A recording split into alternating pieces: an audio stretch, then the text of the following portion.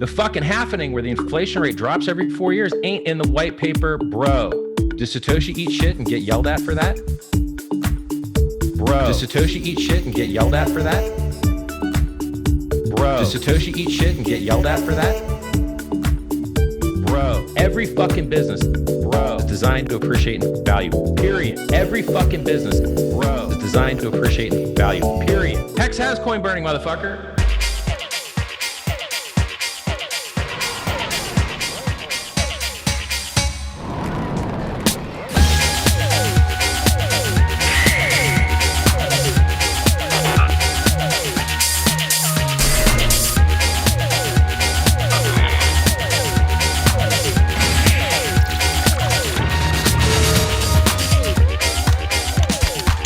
BTC and 32 ETH. Welcome back, hard forkers, to 1 Bitcoin and 32 Ethereum, joined by my regular co-host, Mr. Gonzo and Stefano. How are you, boys? Doing good. Got my second shot yesterday night, so feeling a bit Bit meh. Well, the market's had a bit of meh. It's had a bit of euphoria. We'll be having a look at what's going on overall. But in today's show, we're also going to have a bit of a chat with you all about wealth preservation. We're getting asked a lot of questions by people about what to do, how to preserve wealth here, what sort of yields are available, maybe looking at stable coins, interest rates available there. So we're going to be covering that very shortly. Before we do that, we're going to have a look at the projects previously reviewed, a bit of action in a few of them here. So I'll get that up now for you. Ethereum, not a lot happened this week, but still not the best week, but overall still doing incredibly well. Axie Infinity, hasn't moved much this week, but still doing incredibly well. HEX, look at that, guys, 100% this week. All right, killing it. Richard and his new Pulse chain, right? Fork of Ethereum. He's got the solution for everything. Let's see. Yep. Airdrop incoming. Airdrop incoming. It looks that way. Yeah, I'm reaching out to Richard Hart. We've had him on this channel before. Community kindly donated some tokens to us. They've done very, very well. Multiples of that. So, interested to have another chat with him. We'll endeavour to get him back on very shortly. But, in his opinion, HEX is the 10th largest crypto by market cap at 25 billion. CoinGecko won't tell you that. So, we'll Why? Well, why CoinGecko? Why? Why CoinGecko? Why? It was actually the most used app on Uniswap there for a while. So, yes, very interested to track what's happening there. Any other bits of news or interest out of what? Well, obviously, Pirate Chain continues to amaze, moving up and down, often by 30% in a day.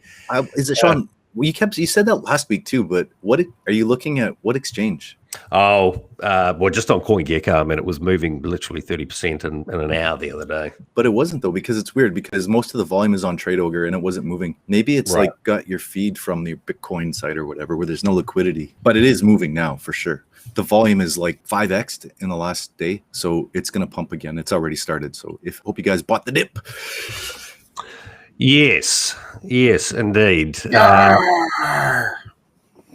guys, let's have a look at some of the other things that have been going down. The latest and greatest. Kind of connected to one of the things we just talked about, Sean, before that. The ETH, right? Richard, he wants to fork it because ETH, right, is so slow and fast. We had a temporary respite there. It was kind of cheap, 35, 40 guai for 2-3 weeks. And now again today, what is it? The gas is ridiculous right now. Yeah, I tried yesterday. So I got an offer yesterday on OpenSea. I wanted to sell an item. It was a good offer, to be honest. I was totally willing to accept that, and I got a $117 in gas on OpenSea, and I was like, I'm not gonna sell $117. Like, the hell. I think we've talked about the dog coin to death. So just when you think it's over, we get a new one. Thoughts on the Shiba? New 100. Yeah. And Shiba is not new.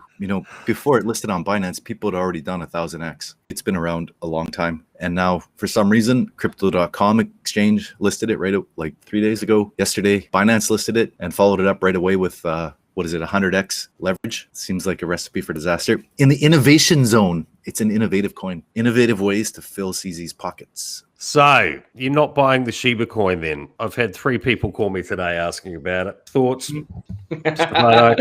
Tell those 3 people to go all in. Put a loan on the house and go all in. See you in 12 months.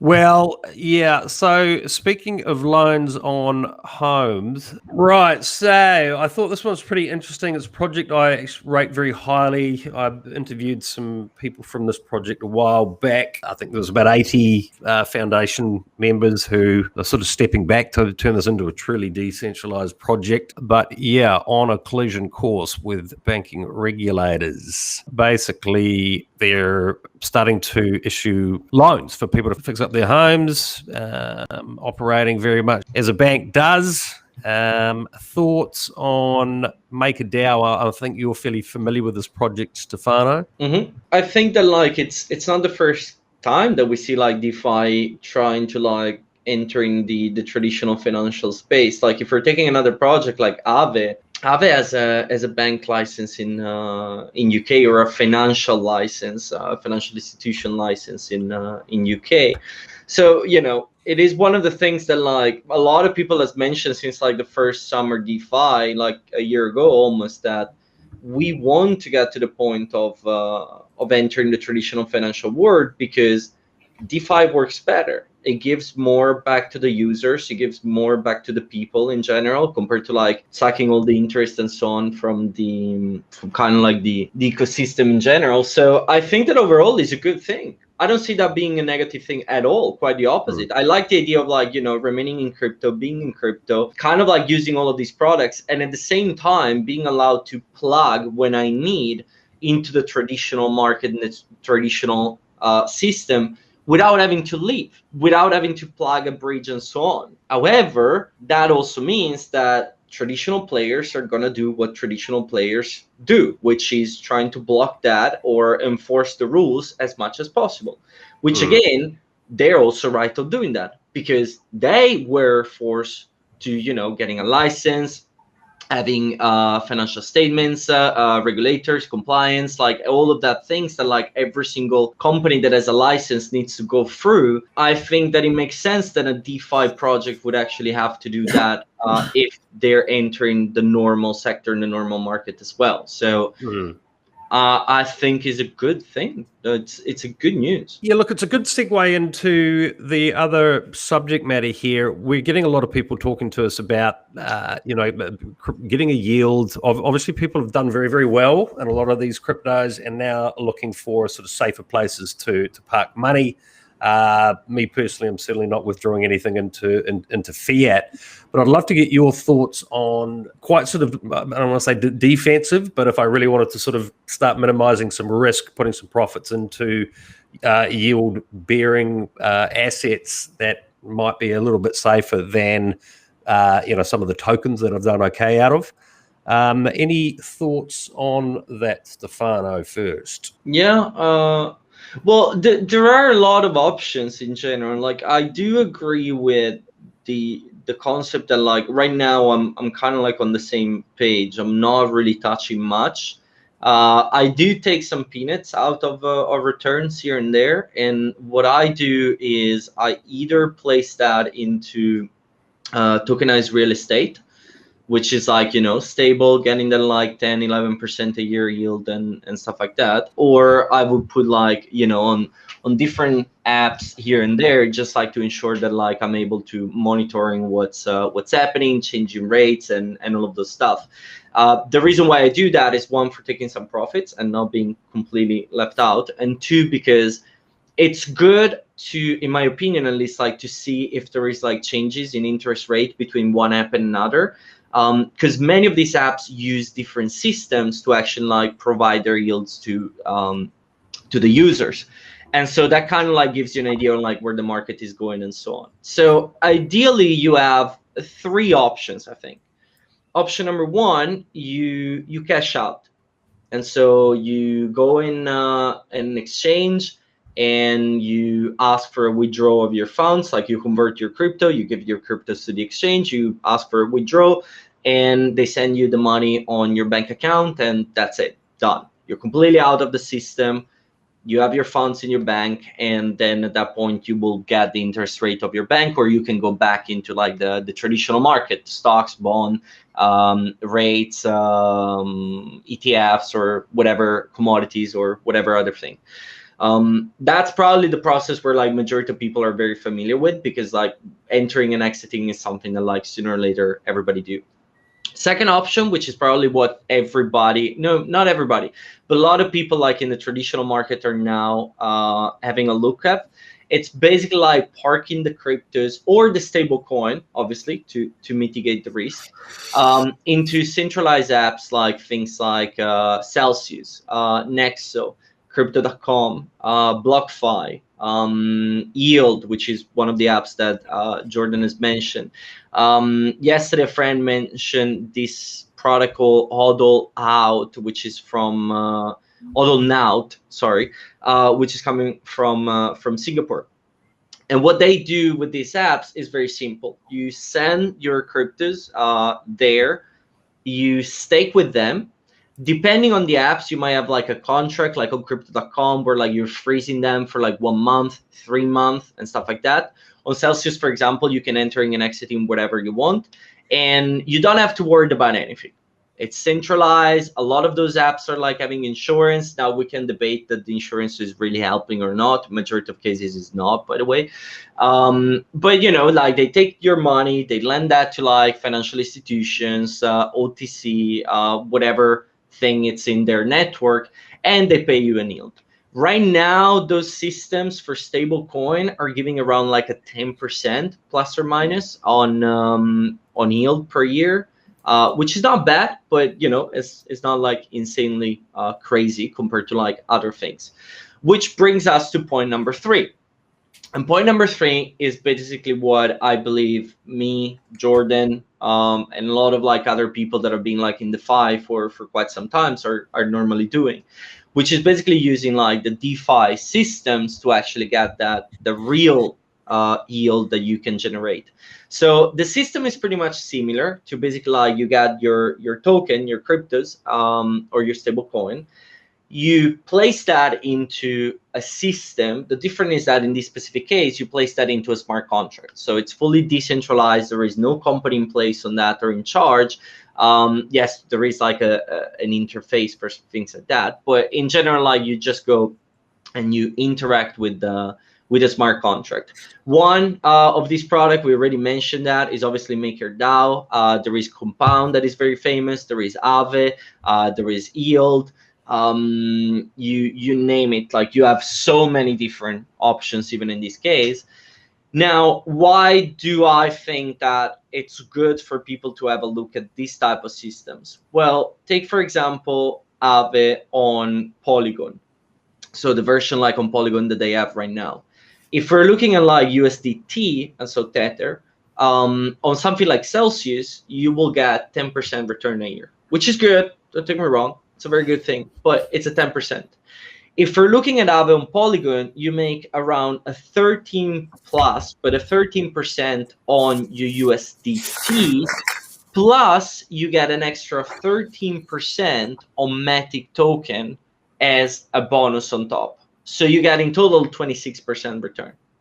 When you're comparing the two things, plus adding the fact that you're like still remaining fully decentralized, because that's the thing. Remember that, know your key, not your assets. You know, there is always that rule. You don't have the private keys when you're using something like Celsius. You do have the private key of your wallet when you're using something like Aave, kind of, because it goes on a smart contract, but it's a little bit like more secure on that side. And the return is much higher. So those are like kind of the 3 options. And I think that like, it's good even like to try out all 3 and knowing how to use every single one of those, because based on your needs and based on the situation, you're going to be able to like plug and play and jump on the things that you need when it's going to be time for you to exit. Mr. Gonzo, your thoughts on how you're structuring your portfolio? Can I share something? Go for it. So, you know, everybody's talking about, you know, being safe and moving to stable coins, but it's not safe. Look at this. The money supply has tripled in the last 2 years. We're at 4,000 billion in the money supply. And then since COVID hit, we've gone almost to 7,000 billion. Now, really, is crypto going up or is the dollar value going down? Do you really want to stack dollars? I don't know. I'm not convinced that, going to stablecoin is the way to go.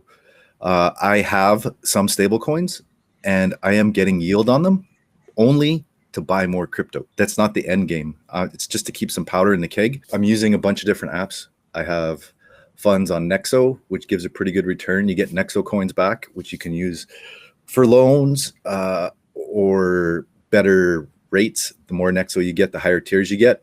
I'm using Yield app, which is similar, but that one, I've got the top tier and I'm getting 20% on my ETH, USDT, and soon they're enabling a Bitcoin fund, which would be the same thing, 20% on BTC.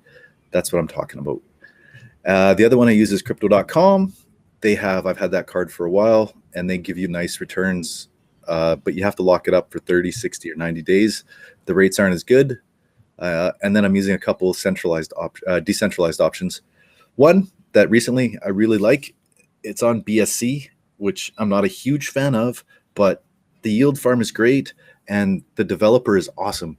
It's called Squirrel Finance, and it's nuts. And that's been pumping. It's just been awesome. It's super fast. You compound your stakes.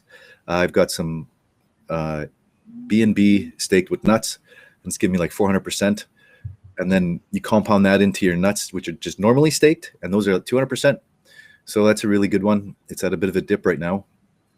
So I've been doing that on BSC. So I kind of have like different yield on different platforms. And then I'm also stacking AXS for when Axie staking comes. I bought another Gala node. So, I'm taking profits, but all my profits are going into something that will generate passive income. And not just like straight yield farming. I'm doing some of that, but not much. Like as part an allocation of my portfolio, it's only a really small percent. But most of my assets are going into strong projects that I know will be around through the bear market, and those will generate yield. So yield, Nexo, Axie, Gala node, what else have I got? Bancor. I've got a fair bit of staking going on Bancor, which is really great, good returns. So yeah, stuff like that. I'm not really fleeing to USDT or anything like that. I've stacked some and I'm getting interest on it, but that's not the end game. That's just so I can buy more crypto when we see the next eventual crazy dip where everybody's crying and it's bleeding out for a couple of days. That's when you buy. Jordan, but sorry, question on that. But isn't that like a counterintuitive thing that like you showed that like obviously like there is double of the money supply basically. Let's assume that. So we're like kind of like in inflation moment. But then you're expecting a bear market. How is that? Why would we have a bear market if the supply is double? Like that wouldn't means that everybody's selling to actually go back on fiat. But why would people do that if we're in I'm inflation? not talking short term here. I'm not talking like tomorrow or the next day. I'm talking about long term. I mean, inflation, when does that ever work out well? Never. So my time frames aren't exactly like this week or next week or the week after. My time frames are like next year, the year after that kind of thing. So, I'm just like, my view has always been really macro with like, mass adoption. And once everybody moves to crypto, you see Bitcoin as your gold standard and people don't trade Bitcoin. They trade everything else below it. And then you dump your profits into BTC as your gold. It doesn't do anything else. It just sits there. It provides you collateral on other assets where you can loan against it, borrow against it. And then just you trade on ETH or Matic or Phantom or whatever else. You spend your week trading and then your profits go back into Bitcoin. That's stable because, the dollar value goes like this, but Bitcoin is always going to stay stable. Well, Bitcoin hasn't exactly been stable. It's operating in a ruthless range for a lot of traders at the moment between. You don't trade Bitcoin, you just stack it. The Bitcoin standard, Sean. The Bitcoin standard. That's the end goal. And whether it actually is called Bitcoin or it's another crypto at the end? It will be, I think. It'll just be like, we'll flip to a peg that's a crypto, and everything will be measured against that instead of the dollar. Because measuring assets against an inflating asset. Standard. Exactly. To the moon. So, guys, just sort of just rounding off this topic, because it is one that's coming up regularly for all of us, I'm sure. So, Stefano, you sort of highlighted the more centralized options like Celsius, etc. As far as the decentralized ones go, what would you rate as for you sort of the safest, where you'd feel comfortable parking your capital? $1 million. I think that the ones that have history, the ones that have experience. So I would really say that like there are 3 in my opinion, 4 actually, to be honest, which are exactly the one that I mentioned: Aave, Maker, Compound, and Yield. Hey, how about synthetics? Yeah, no, that's true. That's true. Synthetic has been around for like quite a long time. Doing a good job. I mean, even Banker in reality has been around like since 2017. So there are like a lot of options, to be honest. You don't put Balancer in there either? Huh? Balancer or Curve? Balancer, Curve, like as I say, like there are tons of options. But I would actually like want to go, if I'm really looking at like the safest, I want to pick something that like, Aave market cap is enormous. Yeah. If there is an exploit on the contracts and stuff like that, Aave can actually put the funds back. They can. Yeah, I guess that was my next question to you guys. I mean, obviously we got a lot of newbies that watch this channel. Some of them have done very well, and now they're really looking, okay, how can I move out of the shit coin that I just made 400% on, park it somewhere long term? But it is that, the newbies, some of the UI is still incredibly difficult. So really, I'm trying to educate the audience on some of those sort of safer options. Obviously, it's not financial advice. People, you make your own decisions here. But yeah, okay, that was quite interesting. There is also Sushi. That is another very good one, by the way. There are really, really a lot of options. There was like at one point, I don't remember if it's still the thing, because that's another thing. Like, have a look around on this stuff, because there was one moment where like if you had Ampliforth and you were like going on the Geyser, you were getting like 99 or 90% annualized return per year. And we're talking about like a coin that like overall Ampliforth is kind of like elastic supply, so it's supposed to get to like that stable coin situation type of thing. Now we're trying to talk really on like low risk, and by low risk I mean like low volatility on a coin plus low options, so basically like being hacked and be screwed. Like one of the projects that we reviewed, which was Statera, they were on Balancer, and they got hacked over there. So it's not that I don't like Balancer, don't take me wrong, I actually use Balancer, it's absolutely awesome. But if I'm looking at like someone that has entered the space like in the past 6 months or the past 1 year because of the FOMO and so on, someone that like might not even know how to change an RPC or MetaMask and those type of things, I'm not in a position of being like, oh yeah, I use this because 90% and so on. No, go with something that is extremely easy. And right now, if I'm looking like the UI, Compound, Maker, Aave, those are probably the easiest possible thing. Aave is already becoming a little bit too complicated, because now you need to decide on which market you want to be. Are you on the Ethereum market? Are you on the Polygon market? Same thing with Sushi. In which of the markets are you? So maybe Compound and Makers becomes like the easiest one, but the return is also some of the lowest at that point. Like don't forget that part.